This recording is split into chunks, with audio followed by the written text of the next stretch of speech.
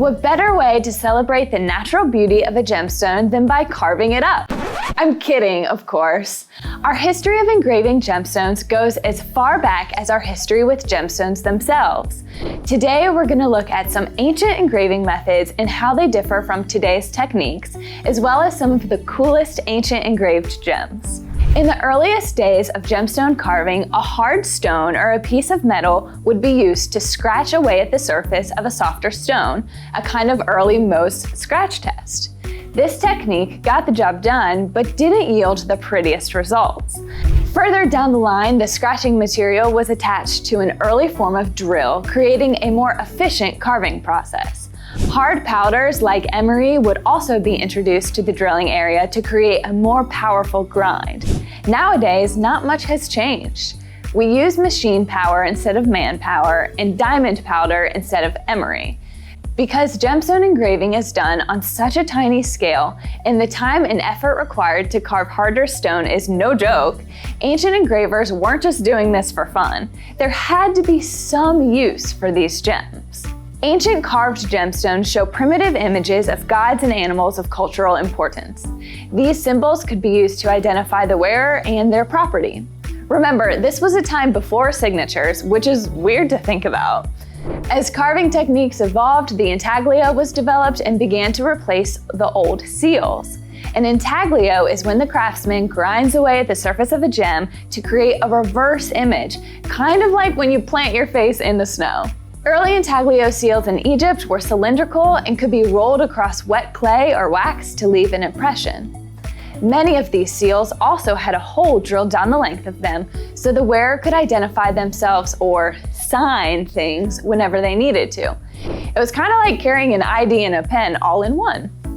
Later centuries saw the intaglio worn as a ring, and sometimes these rings were reversible. The wearer could have the ring seal side down most of the time and then flip it over when they needed to use the intaglio side.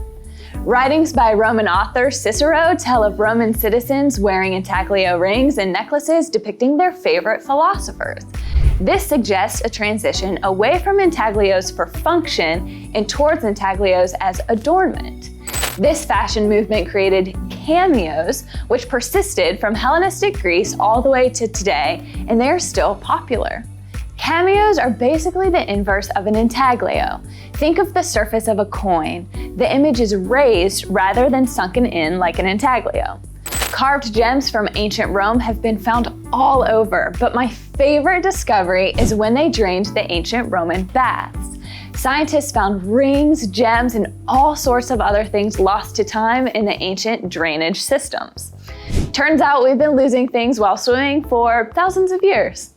While Western cultures were busy carving faces and other images into their gems, civilizations in the Middle East had their own ideas.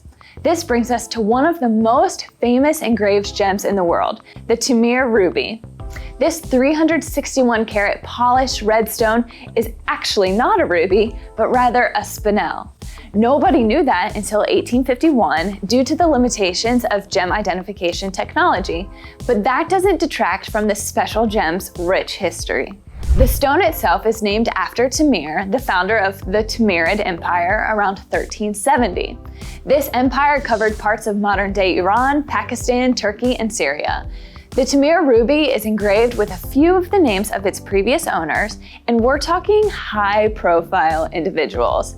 Jahangir, son of Akbar the Great, had his and his dad's names carved into the stone. Included on the list are Shah Jahan, Farooq Siyar, Nader Shah, and Ahmad Saad Durrani, which is why I like to call the Tamir ruby the Stanley Cup of gemstones. Interestingly, since 1612, whoever owns the Tamir ruby has also possessed the famous Koh-i-Noor diamond. This is because they were both put in Shah Jahan's peacock throne and haven't been separated since. To this day, they reside together in the British Crown Jewels, though I don't think Queen Elizabeth has had her name put on it. Next, we have one of the largest known emeralds in the world, the Mogul Emerald. It's a 217-carat square-cut emerald that was originally mined in Colombia. It was sold to the Mughals, who absolutely loved emeralds, and their master craftsmen did something amazing to this gem. One side of the stone features ornate, curving floral designs with poppy flowers, and the other side has Islamic prayers in elegant Naskh script, one of the earliest forms of Islamic calligraphy. It's also inscribed with the year 1107 of the Islamic calendar, about 1695-96, during the rule of Aurangzeb. It was sold by Christie's auction house for over $1.5 million, and as of 2007, it resides in the Museum of Islamic Art in Doha, Qatar. Lastly, we have what was likely the most difficult carving challenge on our list, the Shah diamond. It's a modest 88-carat elongated octahedron. There's a groove cut around the end of the diamond so that it could be worn as a necklace. Like the Tamir ruby, it also bears the names of previous owners: Shah Nizam, Shah Jahan, and Shah Feth Ali.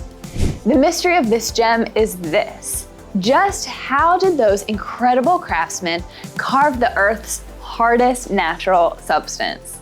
Researchers have tried in vain to figure out just how they did it, but the answer is yet to be found. Nowadays, we can use lasers and pens tipped with carbon atoms arranged to be even harder than diamond. Many of today's laser engraving technologies don't damage the diamond, change the color or clarity, and can be used to help track and identify a stone. These engravings are also microscopic and require at least a jeweler's loupe to be seen.